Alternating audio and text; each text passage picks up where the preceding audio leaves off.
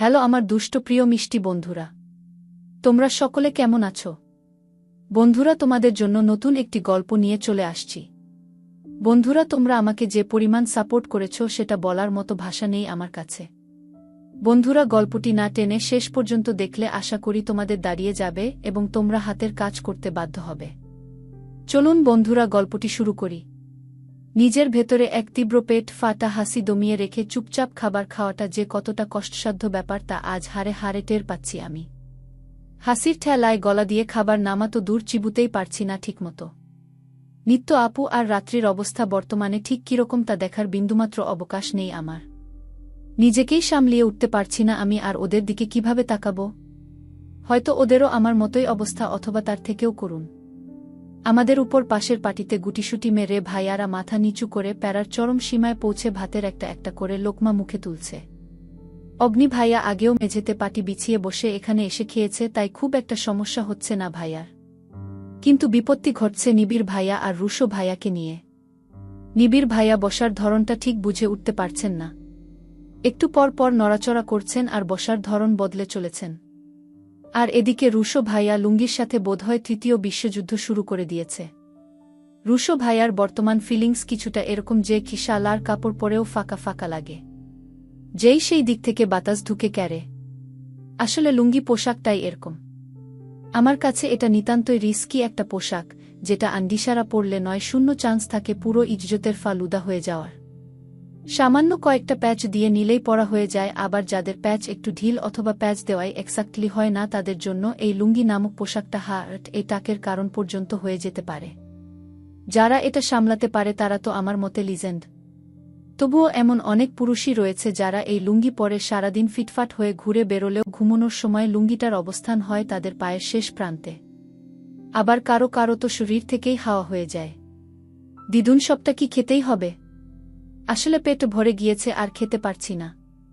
দিদুন কপাল কুচকে কিছুক্ষণ চুপ থেকে বলে উঠল, ঠিক আছে উঠো। দিদুনের সম্মতি পেতেই খুশিতে চোখ চিকচিক করে উঠল আমার। খুশি মনে প্লেট সরিয়ে রেখে উঠতে নিলেই নিত্য আপু আর রাত্রি করুণ চোখে তাকালো আমার দিকে, যার অর্থ ও আমাদের একা ফেলে যাইস না রে বইন। আমাদেরও নিয়ে যা, যেথায় দু চোখ যায় তাও প্লিজ এইখান থেকে নিয়ে যা। ওদের অবস্থা বুঝতে পেরে আমি একটা শুকনো ঢোক গিলে জিভ দিয়ে ঠোঁট ভিজিয়ে ভয়ে ভয়ে দিদুনকে বললাম, দিদুন, আপু আর রাত্রিও আর খেতে পারছে না, ওরাও উঠুক প্লিজ। দিদুন তার কুচকে যাওয়া কপালটা আরও দ্বিগুণ কুচকে গম্ভীর গলায় বলে উঠল, খাবার অপচয় আমি পছন্দ করি না। মাসুম, মামুন, লালু ভুলুকে বেঁচে যাওয়া খাবারগুলো দিয়ে আয়ত। দিদুনের কথা শেষ হতেই নিত্য আপু আর রাত্রি লাফ মেরে উঠে দাঁড়িয়ে পড়ল দিদুনের দিকে। সৌজন্যের হাসি হেসে দুজনেই মাথা নিচু করে বলল, খুব ধন্যবাদ দিদুন। আমি নিত্য আপু আর রাত্রি হাত ধুয়ে তৎক্ষণাৎ ঘরে ঢুকে দরজার ছিটকানি লাগিয়ে দিলাম। একটা দীর্ঘশ্বাস টেনে তিনজনের দিকে এক পলক তাকিয়ে পর মুহূর্তে হু হা করে ঘর কাঁপিয়ে হাসতে শুরু করে দিলাম। হাসতে হাসতে এক পর্যায়ে বিছানায় শুয়ে গড়াগড়ি খাওয়া শুরু করলাম আমি। সিরিয়াসলি লুঙ্গি?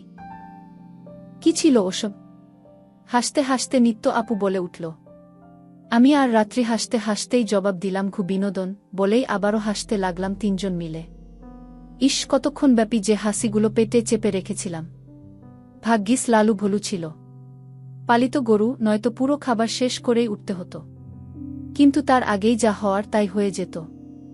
আমি হাসির সাথে যুদ্ধে নির্মমভাবে পরাজিত হয়ে ফেটে পড়তাম, আর তারপর যা হতো তা শুধুই ইতিহাস মাত্র। সেসব কল্পনাও করতে চাই না আমি কোনোমতেই। Hey guys, that's not fair ইয়ার। দেখলি তোরা ওরা কিভাবে আমাদের মজা নিল? নিশ্চয় এতক্ষণ ঘরে গিয়ে হাসির বন্যা বইয়ে দিয়েছে। এক্সাক্টলি তাই ব্রো, এটা জাস্ট নাইনসাফি।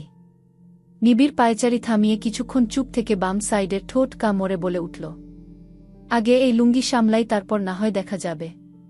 টেনশন নট, আপনার টাইম আয়েগা। বাট এখন কি করব? Feeling too much boring bros.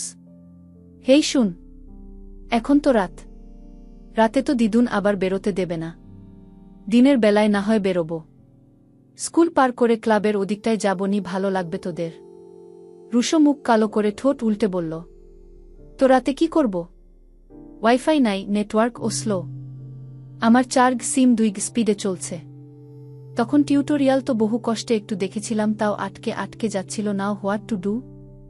নিবিড় আর অগ্নি দুজনেই কিছুক্ষণ গালে হাত দিয়ে ভাবার ভান করে পর মুহূর্তে দুজন দুজনের দিকে এক পলক চেয়ে একসাথে ঠোঁট উল্টে কাঁধ উঁচু করল, যার অর্থ এই যে বর্তামনে তাদেরও এই সম্পর্কে গানের ভাণ্ডার শূন্য।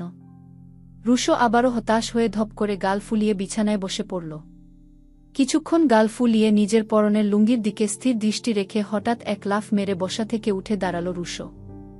একসাথে 3-2 পাটি দাঁত কেলিয়ে ভ্রু নাচিয়ে সে বলল, hey bro, I have an brilliant idea. এই লুঙ্গি আমাদের বিপদে ফেলেছে, অ্যান্ড নাও এই লুঙ্গি আমাদের বোরিংনেস দূর করবে। অগ্নি আর নিবিড় রুশোর এমন আইডিয়ায় বাচ্চাকা খেয়ে অবাক হয়ে একসাথে জিজ্ঞেস করল, কিভাবে? অমনি রুশো আরাম করে বিছানায় আরাম করে বসতে বসতে বলে উঠল, দেখো ব্রো, বোরিংনেস থেকে মুক্তি পাওয়ার অনলি ওয়ান ওয়ে হলো ড্যান্স। আর যেহেতু লুঙ্গি আছে তাই ড্যান্সের সাথে এড হয়ে যাবে লুঙ্গি ড্যান্স। সাথে আমার ফোনে শাহরুখ খান আর দীপিকা পাদুকোনগু সরি আই মিন পারুকোনের লুঙ্গি ড্যান্স সং তো আছেই। তো হয়ে গেল না নাইট ঝাঁকানাক? অগ্নি আর নিবিড় নিজেদের লুঙ্গির দিকে এক পলক চেয়ে পর মুহূর্তে বিশ্বজয়ের হাসি দিয়ে কি সাব্বাস ব্যাটটা বলে বিছানায় বসতে বসতে রুশোর কাঁধে গিয়ে দুজনে হাত রাখল। এই রাত্রি তুই কি কিছু শুনতে পাচ্ছিস? ওই উঠ। রাত্রি চোখ বন্ধ রেখেই খানিকটা বিরক্ত হয়ে কপাল কুচকে ক্ষীণ কণ্ঠে বলল, কি শুনব? বিরক্ত করিস না, ঘুমোতে দে প্লিজ। তুই তো পুরো রাস্তা ঘুমিয়েছিস। বলে আবারও হা করে ঘুমোতে লাগল রাত্রি। উফ, আমি তো 4 ঘন্টা ঘুমিয়েছি, আমার তো ঘুমও আসবে না এখন। কিন্তু কিসের আওয়াজ আসছে সেটাই তো বুঝতে পারছি না। স্পষ্ট শোনাও যাচ্ছে না, কিন্তু কিছু তো একটা গণ্ডগোল ঘটছেই। আর ঠিক কি হচ্ছে সেটার রহস্য উদ্ঘাটন না করা অবধি আমার শান্তিও হবে না। যদি ভূত বের হয় তাও আমি এই আওয়াজের রহস্য উদ্ঘাটন করেই ছাড়ব। তাই রাত্রিকে ছেড়ে নিত্য আপুকে ডাকতে লাগলাম। টানা 4 ঘন্টার জার্নি করে সবাই ক্লান্ত, তাই খুব তাড়াতাড়ি ঘুমিয়ে পড়েছে। তাছাড়া গ্রাম এলাকা, এখানকার মানুষ 9টার আগেই ঘুমিয়ে পড়ে, আবার ঘুম থেকে ওঠে ভোর 4টা অথবা 4:30টায়। নিত্য আপু, উঠো। আপু। নিত্য আপুকে জাগাতে বেশি বেগ পেতে হল না। একবার ডাকেই আপু ধরফরিয়ে উঠে বসল। নিজের বাম চোখ বা হাত দিয়ে দ্লতে দ্লতে আমাকে উদ্দেশ্য করে ঘুমু ঘুমু কণ্ঠে আপু বলে উঠল, কি হয়েছে অনন্যা? ঘুমোওনি এখনো? ওয়াশরুমে যাবা? চলো নিয়ে যাচ্ছি। বলেই আপু আমার হাত ধরে বিছানা থেকে নামতে নিলেই আমি আপুকে আটকিয়ে বিস্ময়ে বলে উঠলাম, বাথরুমে যাব না আপু। আচ্ছা, তুমি কি কোনো আওয়াজ শুনতে পাচ্ছ? আমার মনে হয় আওয়াজটা পাশের ঘর থেকে আসছে। মনে হচ্ছে ভূতেরা রাতের বেলায় লাফালাফি করছে। নিত্য আপু আমার কথায় চোখ বড়বড় করে কান খাড়া করল। কিছুক্ষণ চুপ থেকে আওয়াজটা শোনার চেষ্টা করে আপু বলে উঠল, ভাইয়াদের রুম থেকে সাউন্ডটা আসছে। আই থিঙ্ক কোনো ভূতটুত না, বরং ওরাই কিছু ঘুটুর মুটুর করছে। চলো গিয়ে দেখে আসি। আমি নিত্য আপু কথা চট করে দাঁড়িয়ে গেলাম। রাত্রির দিকে এক পলক চেয়ে ওকে উঠানোর সর্বোত্তম উপায় অবলম্বন করার জন্য জোরে একটা চিমুটি বসিয়ে দিলাম রাত্রির পায়ে।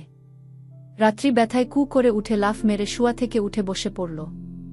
আমার দিকে গানবিত লুক নিক্ষেপ করে রাত্রি বলল, ওই তোর কি ক্ষতি করেছি আমি বলতো? একটু শান্তিমতো ঘুমোতে দিস না কেন? বলতে বলতে রাত্রি নিজেই থেমে গিয়ে কান খাড়া করে তীক্ষ্ণ দৃষ্টিতে চেয়ে বলে উঠল, হচ্ছেটা কি? এই দুমদাম আওয়াজ কিসের? আরে সেটার রহস্যই তো উদ্ঘাটন করতে যাচ্ছি। উঠ তাড়াতাড়ি। রাত্রি আর কথা না বাড়িয়ে চট করে উঠে দাঁড়িয়ে পড়ল। এরপর আমরা 3 ডিটেকটিভ পা টিপে টিপে দরজা খুলে বেরিয়ে পড়লাম সেই ধুমধাম আওয়াজের উৎসের পানে। ভাইয়াদের ঘরের কাঠের দরজায় ফাঁকে চোখ লাগাতেই আমার চোখ ছানা বাড়া। আমি কয়েক সেকেন্ড ওভাবে থেকেই চোখ সরিয়ে নিলাম। আমার মুখ এখনও হা হয়ে আছে। নিত্য আপু আর রাত্রি আমাকে একের পর এক প্রশ্ন করে যাচ্ছে যে কি দেখলাম, এভাবে হা করে আছি কেন। কিন্তু আমি তাদের কোনো প্রশ্নেরই উত্তর দিতে পারছি না। কি করে বলবো ওদের যে আমি কি দেখলাম? আমি নিজেই এখনো শকড। কথাই বের হচ্ছে না মুখ থেকে আমার থেকে কোনো উত্তর না পাওয়ায় গাল ফুলিয়ে নিজেই দরজার ফাঁকে চোখ লাগিয়ে দিল রাত্রি। কয়েক সেকেন্ডে তীক্ষ্ণ দৃষ্টিতে তাকিয়ে রাত্রিও আমার মতো চোখ সরিয়ে সোজা হয়ে হা করে দাঁড়িয়ে পড়ল। নিত্য আপু রাত্রিকে ঝাঁকিয়ে প্রশ্ন করায় রাত্রি আঙুল এর ইশারায় বলল নিজেকেই দেখে নিতে। শেষমেশ নিত্য আপু বাধ্য হয়ে ডান চোখ বন্ধ করে বাম চোখ ছোট করে দরজার ফাঁক দিয়ে ঘরের ভেতরে একবার চোখ বুলিয়ে নিল। খানিক বাদে আপু চোখ সরিয়ে আমাদের সাথে হাঁ করে স্টানভাবে দাঁড়িয়ে পড়ল। এভাবে কিছুক্ষণ নীরবতা পালন করে আমরা একে অপরের হাঁ করা মুখ থুতনিতে ধরে উঁচু করে বন্ধ করে দিলাম। একে অপরের দিকে কিছুক্ষণ তীক্ষ্ণ দৃষ্টিতে তাকিয়ে তিনজন একসাথেই জিজ্ঞেস করলাম, আমি যা দেখেছি তোমরাও কি তাই দেখেছ? বিনিময়ে তিনজনই চোখের ইশারায় সম্মতি জানিয়ে মাথা নিচু করে দাঁত দিয়ে ঠোঁট চেপে ধরে চোখ মুখ খিচে বন্ধ করে নিলাম। বর্তমানে আমাদের অবস্থা কিছুটা এরকম কি, না পারছি হাসতে আর না পারছি চেপে রাখতে। এক কথায় ভীষণ নাজেহাল অবস্থা আমাদের। ভাইয়াদের ঘরে লুঙ্গি ড্যান্স গান বাজছে। অগ্নি ভাইয়া আর নিবিড় ভাইয়া চোখে সানগ্লাস, গায়ে শুধু গেঞ্জি আর লুঙ্গি। দুজনেই গানের সাথে তাল মিলিয়ে উড়াধুরা লুঙ্গি হাঁটু পর্যন্ত উঠিয়ে ধরে নাচছে কম, লাফাচ্ছে বেশি। আর রুশো ভাইয়া